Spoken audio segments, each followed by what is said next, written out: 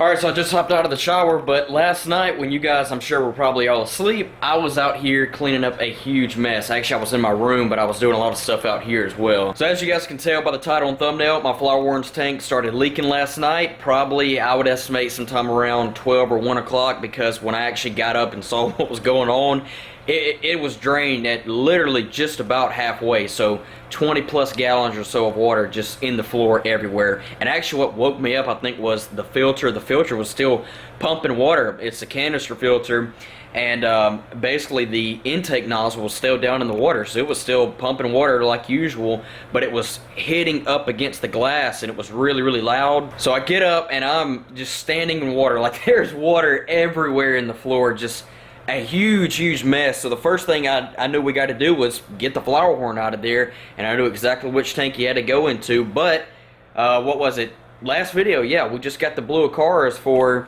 this tank right here, so I had to move them out and put them over there in the hex tank. And as you can see, he's now in this tank. I took the big piece of driftwood out to kind of free up some space. But he's doing great. He's only been in here for about 6 hours, and obviously you can tell he is loving the tank. This tank actually gives him a little more room to go back and forth. This is, but it's actually 10 gallons less than what he came out of. But yeah, he's doing great. I fed him a little bit this morning. We'll give him a few more pellets right here. But, look at him. But yeah, he's doing great, and you know, we can get a new tank and all that, but we got to make sure all the fish are good, and they definitely are. We got the Flowerhorn set here, the cars are over there. As soon as I get a new tank, get him back out of here, we'll move the blue cars back out of there and into here, and we'll go forward with this tank. As you guys could tell by last video, what I was talking about, I had some pretty big plans for this tank as far as what I wanted to get for it, along with the Acaras.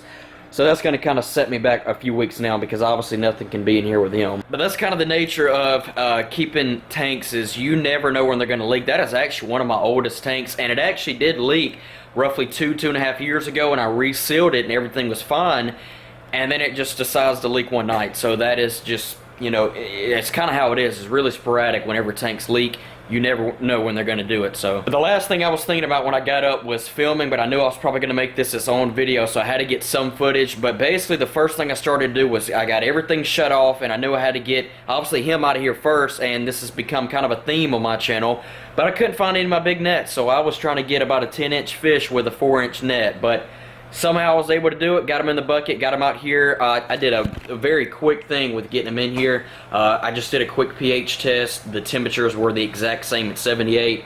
There was no point in acclimating him, so I put him in here, and obviously he's fine. But I got all of the water drained out of the tank, and then I had some help getting the tank out of there and just getting up all that water. And if you guys have ever spilled, you know, just take a half a gallon of water, all right? Go dump it on the floor and watch the mess that it makes, and then multiply that by about 42 or so, because I would say we had a little over 20 gallons or so, and just kind of, that gives you a good perspective as to how much water was in the floor. So we have fans going inside right now. It's real loud in there, but it's we're having to drop everything. But like I said, that's kind of the nature of keeping tanks, is you never know when you're going to run into an issue like this. So moving forward now, everybody's good, all the fish are good, so once we get that all kind of cleaned up in there, it may take a few weeks, but I'm definitely going to get another tank and get him out of that Beaufront tank and back into his own personal tank, and then we'll move, like I said, the blue cars out of the hex tank, which they're doing fine in there with the Tanganicans and all that. But I think I want to go a little bit bigger this time. There's a 65-gallon tank, which is very similar, the dimensions are,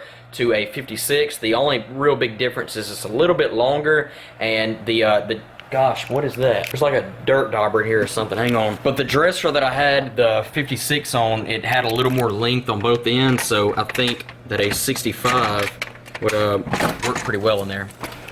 Okay, yep, he's out. All right, but I was up from about 3:30 all the way to about 5 o'clock, and then I had a hard time going back to sleep because I was so stressed out with all this stuff. But it's all good now. Like I said, I think we've gotten pretty much everything cleaned up. Got to get everything kind of back into place. And like I said, it'll probably take a few weeks, but we'll definitely be getting another tank for the Flowerhorn. So that's pretty much it. I kind of wanted to make this its own video. That way it didn't take up a big chunk of another video, even though I didn't even take that long to film this. The cars are doing good. They're just a little stressed out in this tank. Flowerhorn's doing good, and you know, as you can tell, he's pretty well established dominance in this tank, and it's been fun watching him mess with this gravel, because he has not been, look at him. He gets pissed. He hasn't been in a tank with any substrate in a long time, and he's been making a big crater back there, so he likes kind of messing around in the gravel. And I've noticed that when he turns just right in this tank with this lighting, you can see his red coloration a lot more, and on the other light that he was on, you could see a lot more of his blue, so that's pretty cool getting to see all of his different colors. But he's doing great. This is going to be his tank for the next few weeks or so, and he should do just fine in here. But that's going to pretty much do it for now. If you guys have any other questions about this whole spiel and, you know, everything that went down, you can leave them down below, or you can message me on Instagram. By the way, follow me on Instagram. It's linked down below in my description, fishing_PF. And if you were following me and saw my story when I posted it, you would have known exactly what was going on when this whole thing happened. Thanks for watching as always though, guys, and with that being said, I'll catch you guys in the next video. Peace.